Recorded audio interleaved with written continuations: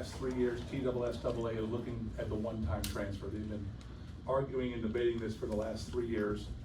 And it's come to our attention that we reached a point in time where we had to do something. And so myself and Senator Lowe, we filed legislation back in November about creating this one-time transfer for the athletes of Tennessee.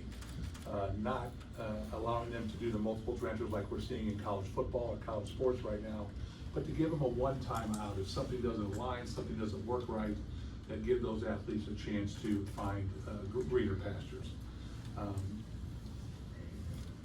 There was no movement from TSSAA or their Board of Control or their Legislative Council over the last 3 years until the General Assembly filed legislation to force their hand in action. The problem that it began with was it seemed more like it was not wanting to do what was right for the students, but to do what was right for TSSAA and trying to pass something that the General Assembly would now acquiesce to.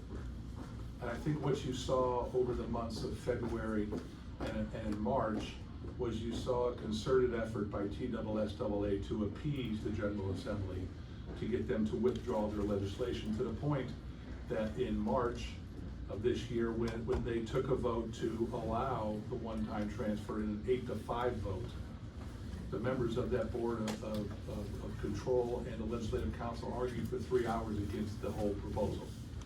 And then mysteriously from February it goes to 13, from 13-1 opposing to 8-5 passing, and immediately I get a phone call the next day from the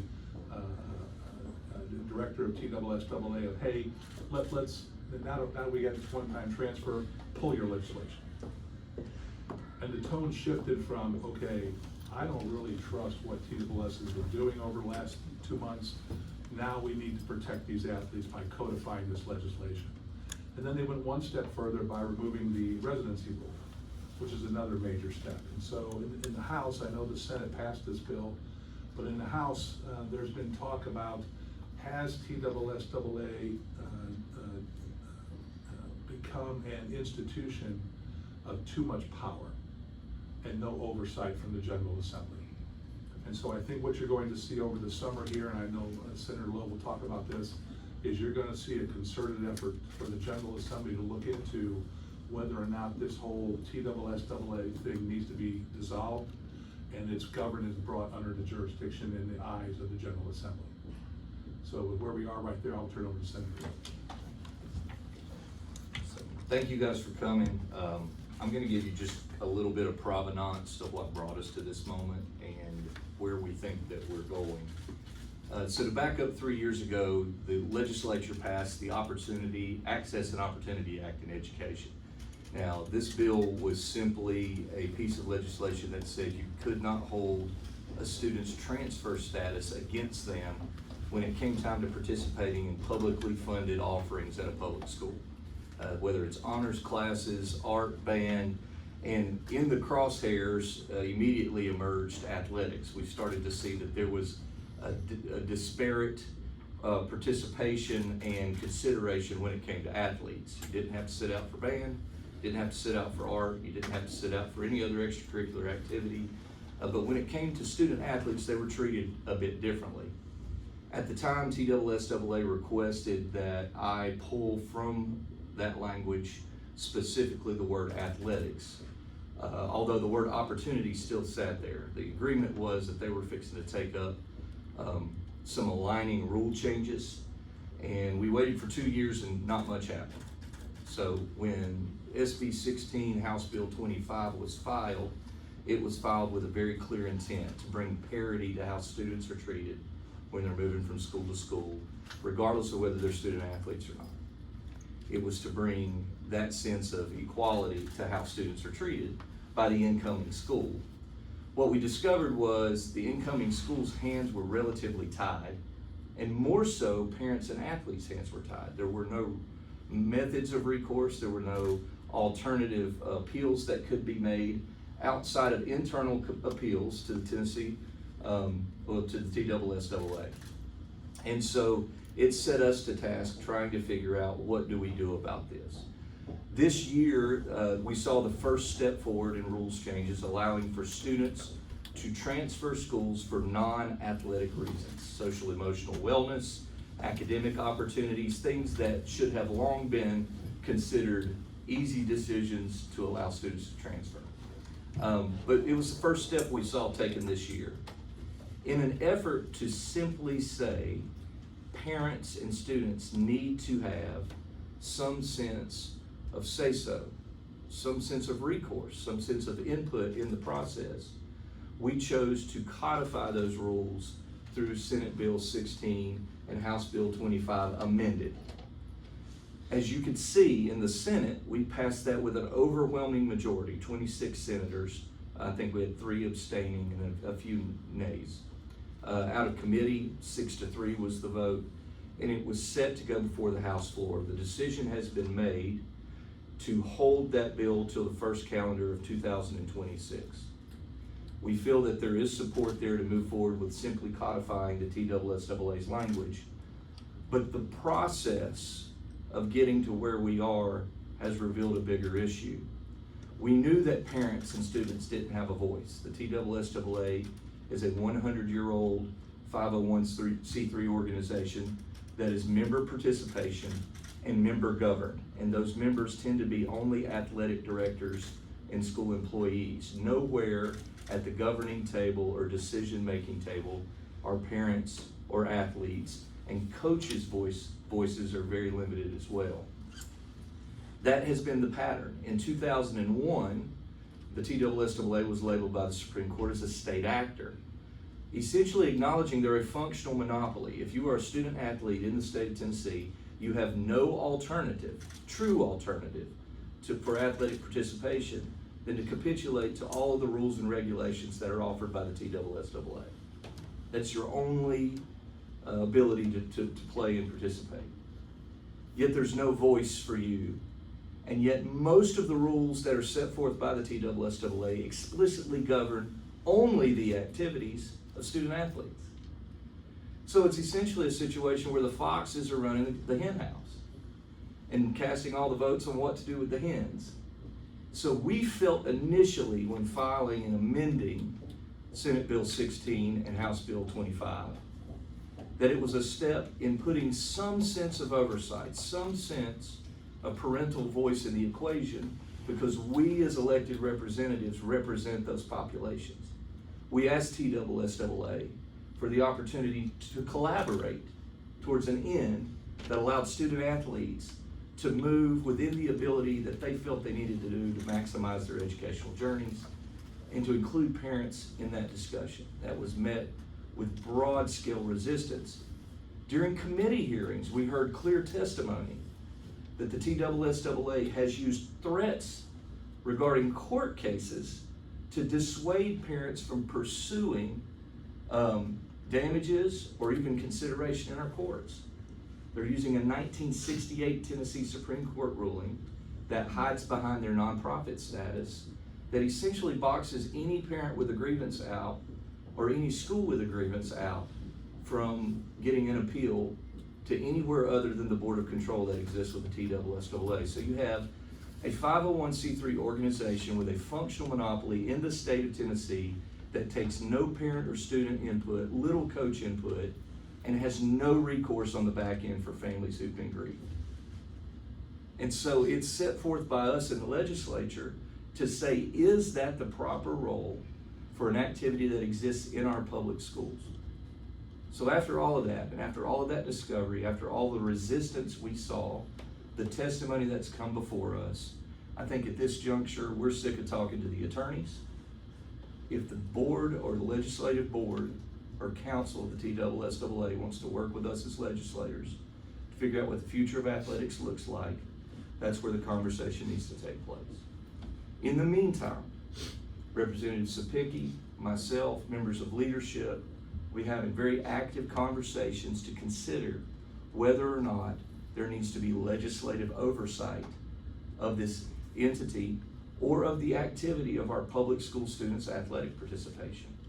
That may or could consist of everything from a commissioner of athletics to a governing board of commissioners for athletics. There are many analogs in state government in the state of Tennessee where there are organizations functioning, but there are governing councils or committees or boards here at the state level that make sure any bad actors are policed. A perfect example is arguably the Human Rights Commission and some other groups that function in that arena, but we actually have a commissioner board here at the state level that oversees that. The state is not involved in whether or not how people rent properties, but we still engage in whether or not discrimination is taking place in an illegal fashion. It is my opinion, as the sponsor and author of the Access and Opportunity Act, the intention of that act is to be very, very simple. When it comes to a student's academic journey, parents are in control. When it comes to a student's athletic journey, parents are in control.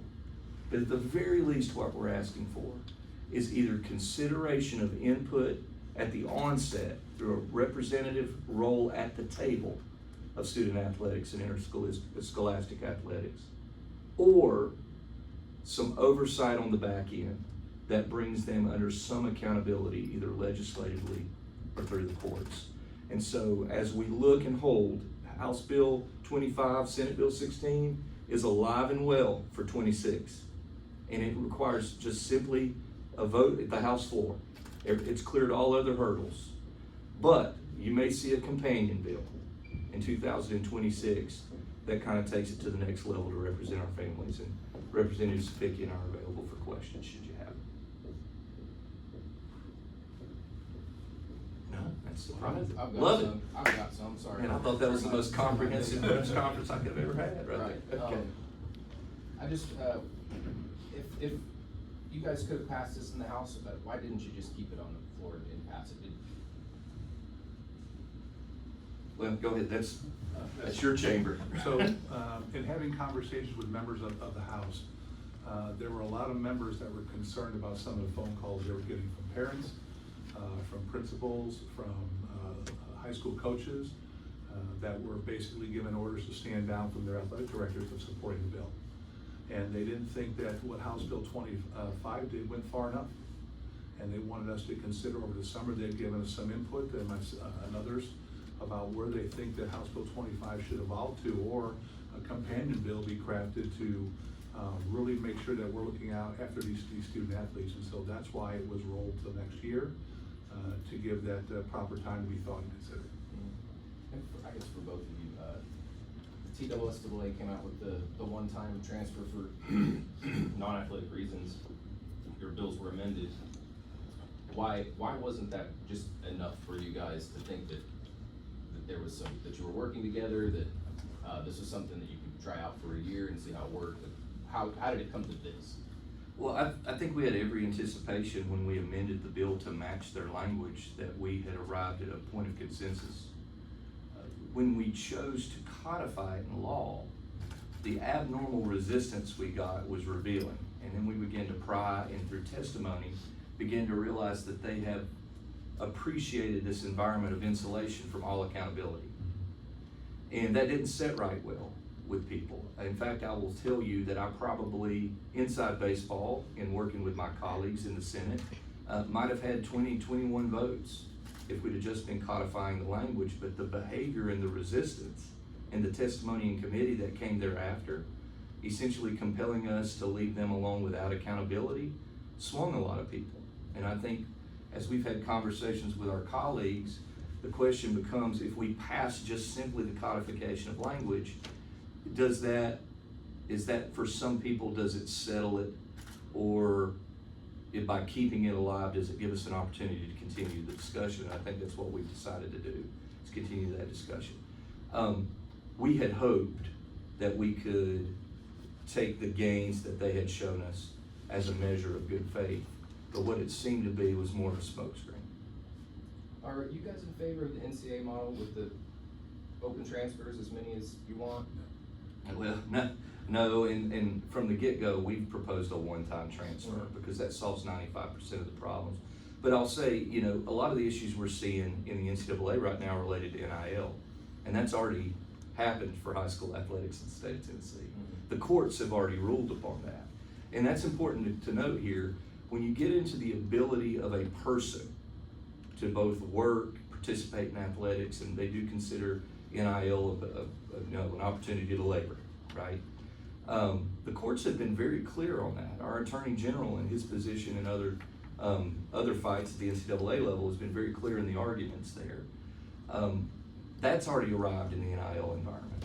What we have here though, and I'll say this, we've had a pattern of rules with the TSSAA through bona fide change of addresses to where if you were a person of means, a family of means, and you had the money to rent an apartment or to sell your home and move your home, or maybe now you have the NIL money. If you have the means, you can jump through all the loopholes to move and transfer all you want. Those are not the athletes we're talking about when we go to fight for one-time transfer. We're talking about athletes that are probably mediocre in their competition, who simply want to participate in high school athletics. And I'm a believer that all kids can benefit from coaching and from teamwork. And what we've seen when we interview some of those families is they move anyway and they just never play athletics again. And that's a sad state that we've created in the state of Tennessee. Again, no restriction currently if you're a person or an athlete of means, come from a family with means, or your NIL creates means. It's the rest of everybody that's left behind. Florida has an open transfer policy. Their government is pretty involved with that athletic association. They have government appointed members on basically their version of the legislative council. It's referred to as the Wild West. I've heard you guys use those words in a way that you don't want Tennessee to become. How would Tennessee be different if the government is as involved as what you guys want to be? Well, I'll start and I want Scott to chime in on this. I hear everybody use the word Wild West, no one's defined it. It's that, yeah, well, they say Florida. Yeah. We'll study around and see what other states are doing well and not doing well. What they refer to in the Wild West is the active, participation of coaches in a recruiting environment. In our private meetings with TSSAA, that was their concern about the Florida model. It wasn't what students were allowed to do, it's how coaches were using it. And we're even starting to see some leveling of that in Florida. There's a free market to this now, in which if you're a coach that constantly is engaging in what would be considered egregious behavior amongst your peers, your reputation's gonna suffer. And you're seeing coaches suffer some of that in Florida. Scott, go ahead and chime in if you want. One of the things we wanted to make perfectly clear with the legislation when it started was that we're not for the unlimited transfers of athletes. Florida has laws there where you can transfer mid-season. You can have students in Florida that were playing for one team, they get eliminated in the playoffs, and then they transfer to someone else in the playoffs. That's not what the intent is. The intent is to maintain the integrity of the sport with allowing and recognizing the athlete's ability to transfer. My colleague talked about if you're a cheerleader, if you're a band member, you can transfer and you can leave on a Friday and you can cheer on Monday. If you're a high school coach, you can leave your students on a Friday and you can be coaching for the new team on a Monday. But the athletes, the ones who are on the field that the cheerleaders and the band members are playing for and the coaches are coaching, they don't have that same ability. And so we wanted to bring parity and leveling of the playing field across all of the sports and the non-sports. If you want to go, if your parents want to go and get a better opportunity, one time you can go and get a better opportunity across the board. And we think that's fair. We think it opposes those models that you're seeing in Florida, Texas, and California, that it's out of control. And we believe by codifying it the way we wanted to codify it, that it gives protections in the course to our athletes and our system at large. Can you guys promise that Tennessee wouldn't become like Florida if the government takes over, dissolves the TSSAA and takes over this interscholastic athletics? Well, I think we've been very clear in legislative intent is we want either TSSAA or a government regulatory board to make sure that they are not making arbitrary decisions that we've seen in committee from letters from parents, that one parent presents a scenario that is identical to another parent, and one's denied and one's approved. And so one of the things that we do as legislators is we try to bring a level of accountability. And right now, TSSAA is operating outside that level of accountability to where one of the reasons you asked was about why we held the bill. It's because members asked you to hold the bill and work on something over the summer that maybe brings a little bit more leveling of the playing field, so to speak, across the sports and across academics at the same time.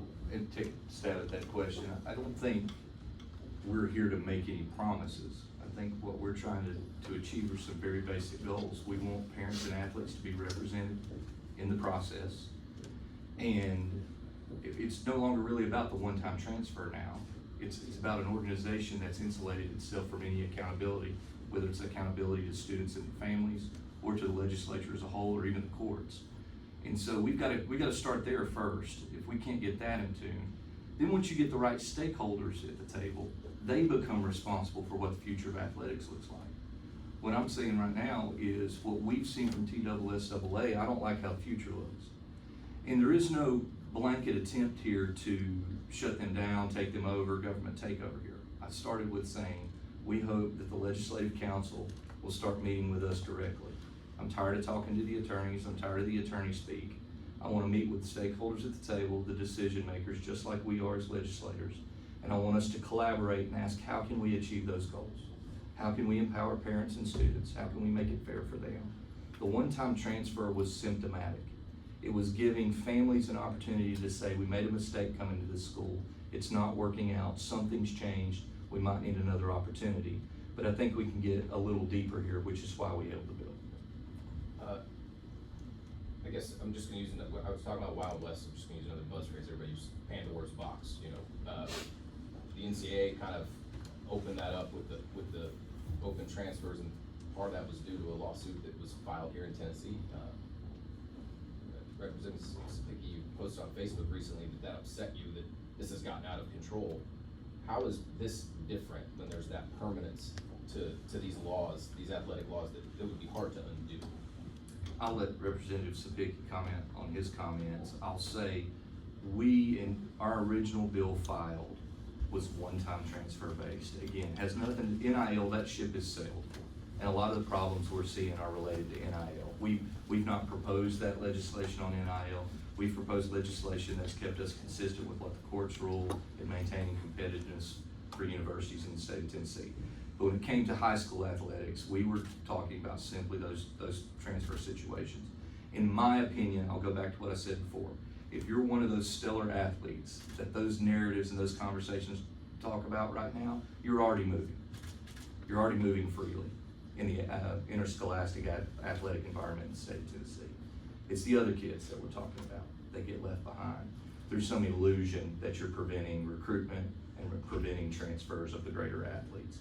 Now, that being said, as much as we hate what's taking place at the NCAA level, there's still a broad debate about what that future looks like and if it's necessarily bad. We saw Vanderbilt beat Alabama this year. You know, some would argue that doesn't happen in a pre-NIL environment. We don't know, but what I'll say is it's not analogous to what we've seen in Tennessee. If you want to. So the issue, and the reason why I got focused on this is playing football and baseball for the University of Wisconsin for 4 years.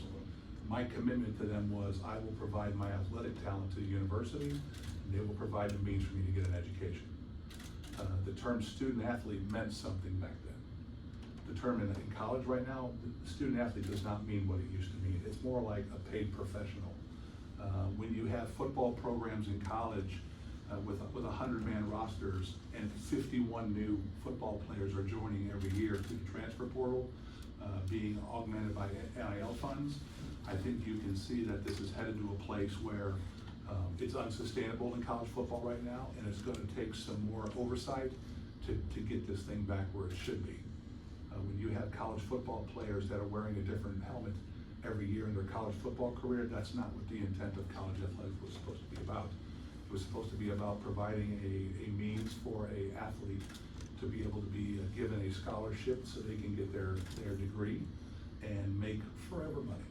Not one-time money, but forever money to lead a good life. The thing that we made perfectly clear in high school sports, in the high school House Bill 25, is that we had no intention of opening this up to unlimited transfers. To the point where there were 3 different amendments filed on the bill. TSSAA was concerned about codifying their language, and they were going to get sued. Had a conversation with the Attorney General's people. The Attorney General's people said, no, we'll put an amendment there that says there is no right of action granted to this legislation, protecting the autonomy and the court system from TSSAA. They were concerned about what happened in Florida with being able to transfer throughout the year. So we put another amendment on the bill that said this has to take effect before the start of school. Everything we've done through legislative intent has been in the narrowing factor, knowing that there are bona fide reasons that would fall outside the bill that TSSAA already governs. So all those normal transfers would still stay in place. It's those athletes that fall outside of those normalcies that they would have an avenue to be able to go ahead and transfer. I'm not worried at all. Being an athlete, I'm not worried at all about this getting out of control because of the oversight that potentially the General Assembly will provide on this, making sure that it doesn't get out of control. But I think what we have to do is we have to get the people who make the decisions from TSSAA, the Board of Control, the Legislative Council, sitting down with the legislators and saying, how can we move forward here? It's not to be adversarial. Is to be making sure that our athletes have the same abilities as other students do. We kind of understand the history and where this has come from and what's in your guys' bills. What assurances can you provide people that it's not going to become Florida and it's not going to become an NCAA situation where transfers are open? You mentioned that the high-end athletes here can already freely move. I don't know what your definition of that, but I spoke with the Florida High School Association Executive Director last summer. He counted 220 transfers in 2 weeks. I don't know that we're seeing that kind of activity. I think TSSAA said they went through something over 400 hardships in just last year. What assurances can you provide people that that's not going to happen? Well, I think legislatively, when you look at the word assurance, what backs that is who you have trust and faith in. I still have trust and faith in the coaches at Tennessee. Kids play and move, but nothing in the Access and Opportunity Act said that a kid was guaranteed a spot on the roster or even playing time on the field. You have frontline people who deal with the nuance of these student situations. What's happened in Florida, Texas, there are some football environments in other states that are anomalous, that they don't exist in our space. I still have a lot of faith in our coaches. The only assurance I can provide is I believe if it's returned to them and parents are allowed to make a decision for their child and that coach is involved in that process and a child comes to that school and a coach chooses to place them on a team and use them as a part of that team, that it's done with good intentions. Not just with good intentions of the integrity of the program and the sport, but for the whole purpose any of this exists, the progress of the student, what's best for the student. That may be what's athletically best for a student. That may be what's academically best for a student. I don't know, but the parents do, more often than not. And not everybody's trying to play daddy ball here. Some people are just trying to navigate an athletic environment to make sure their child stays healthy, happy, and attached in a high school developmental period to where they can become well-rounded adults here. So it's interesting, we teach lessons in school to prepare kids for real life, and I cannot find outside of a captive contract that exists in the real world where any of us would stay at a job and have to sit out a year before we took the next job. In fact, our coaches don't have to sit out a year when they take a job at a different program. Our athletic directors, all of those people that sit on the governing council of TSSAA don't have to sit out and wait a year to participate in their activity when they choose to go to a different school. We think that's fair for the athletes. So all of that to say, you're asking for assurances. We don't yet know who's going to govern the future of this going forward. If it's going to continue to be TSSAA, if it's going to be some collaboration between them and what we have as a commission here in state government, or if state government takes over the role of eligibility completely. Till you have that, which would be irresponsible for me to try to project my will upon that. But I do have a lot of faith and trust in coaches on the ground. Whatever system we come out of this with, ultimately, they're the ones working with the student, and they're the ones who are making decisions about playing time and roster access. Would you like to comment on the assurance part? Can you assure people today that It won't be the Wild West. Yeah. I think what you do is you base it off the conversations that I've had with other members. I've had a conversation with coaches and parents. Nobody wants the unlimited transfer. Nobody wants that. But what they do recognize is there are situations that an athlete may come. What if the coach leaves and they change the whole philosophy of the football team, and now that athlete doesn't fit? Right now, they would have to transfer and give up 25% of their athletic career for something they had zero control over. What we're asking to do is, let's make that fair. If the coaches have the ability to leave and be eligible right away, why wouldn't the athletes have the same thing? If cheerleaders who are competing for scholarships right now in cheerleading, if they can leave and be eligible right away, why can't the other athletes that they cheer for on the field have the same opportunities? I think what's happened is over the last 3 months, we've kind of peeled this back to the public, where now the public's starting to say, hey, wait a second, there's something not right here.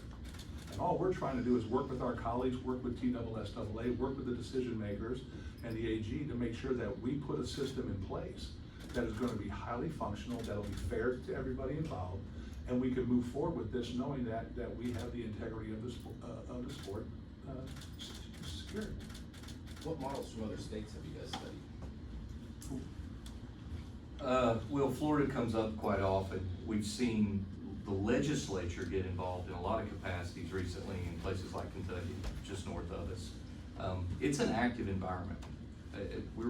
I think the NIL has predicated a lot of questions about, it's hard to maximize the NIL thing if you're not allowed to transfer. And so a lot of what we're seeing from other states is under the premise of labor, the same thing we're seeing at the college level. I think that's the intent of kind of putting a pause here, taking a breath and going into the summer, is to look deeper into some of those surrounding states, what our colleagues are doing, what's working. And actually asking, again, all of the stakeholders. We have a lot of surveys about how coaches and athletic directors feel, or even schools feel about it. And you hear a common phrase, we don't want that because it's not good for my program. Well, at some point, schools, we serve students. And so we want to do a better job of soliciting the input of parents as well. So looking at surrounding states going forward, how do they gauge the stakeholder of parents and families in the process is an important question I have. And then us trying to figure out where that exists in Tennessee. What successful models have you studied that have done what you guys are kind of looking into? Again, we're in a new normal atmosphere. So you haven't seen a successful model for it? Well, the metric of success probably changes who you talk to. My successful model is our students feeling well-rounded, involved, and a part of a school. And I think where we see those is we see them in subsets, not necessarily statewide. You see some communities that do it well. I think communities that allow for basic open enrollment and academic enrollment at the high school level have seen a lot less transferring back and forth and a lot of students being able to choose regardless of their zip code where they want to belong. And many of them make that first decision going into high school and are very happy with it. But for the ones that don't, we want them to have a second chance at getting it right. So when you look into those subsets, you see some very, what I would consider successful models of student athletes and parents feeling good about a program. I think you even see some coach stability in those arenas too.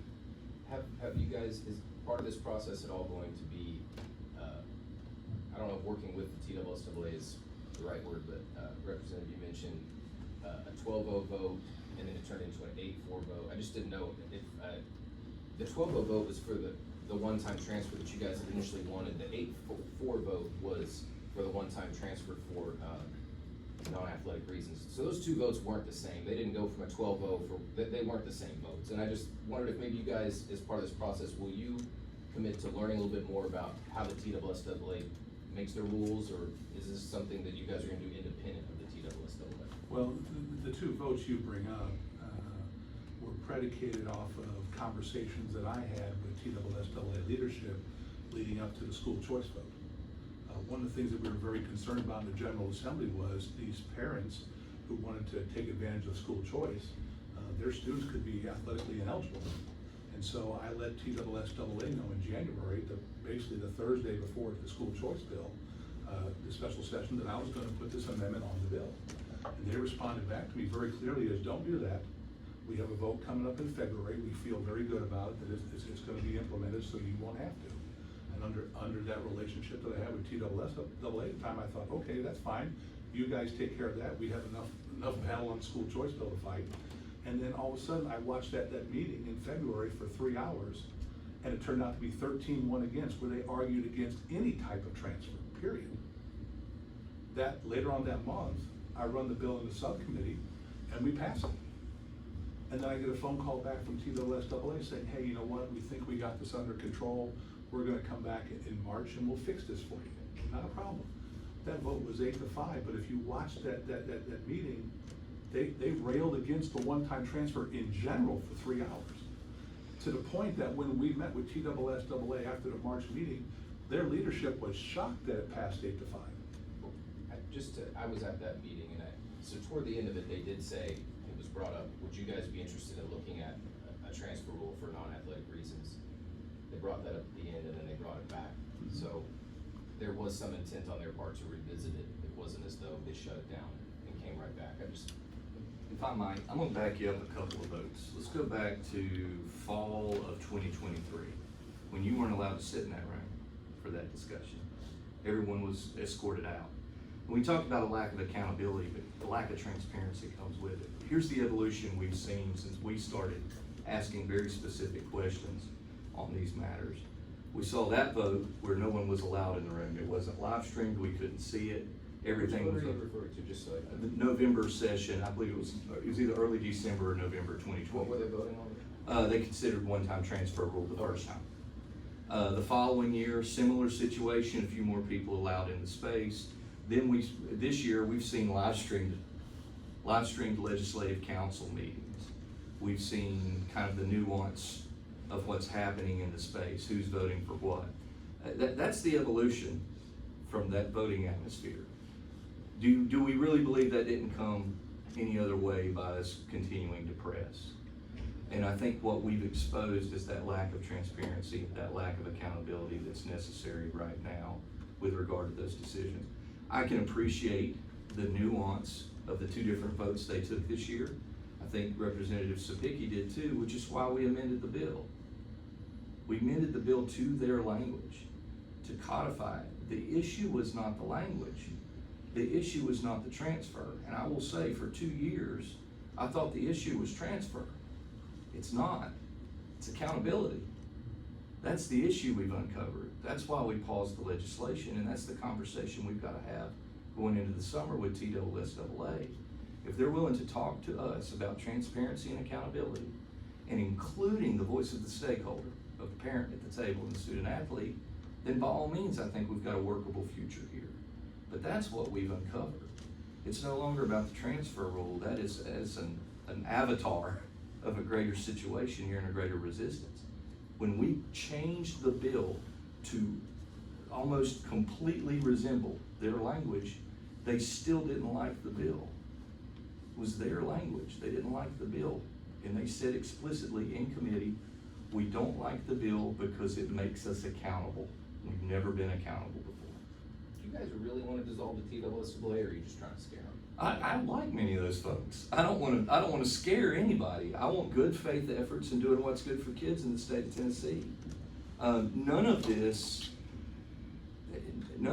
has political equity, you know. And if anything, parents right now are anxious for some resolution. We want to get them that resolution. We wanted to have that resolution this year. But what we've got to have is a willing partner that understands when you have a functional monopoly that polices our public school students in the state of Tennessee with these activities that become very, very potent experiences in their adulthood. Not many people would deny the impact of a coach on a child's life, regardless of how well astute their parents are or fluent their families are. Coaches are powerful roles. Athletics are powerful life lesson environments. We want kids to participate in that, and we want them to participate in the environments where they feel it's most constructive for them. Everybody agrees on those premises. What we don't agree on is whether a closed door of 12 people gets to dictate, without any voice or representation from those constituent individuals, what happens with them in their athletic journeys. That's what we've got to change. Thank you, guys. Thanks, guys. Thank you.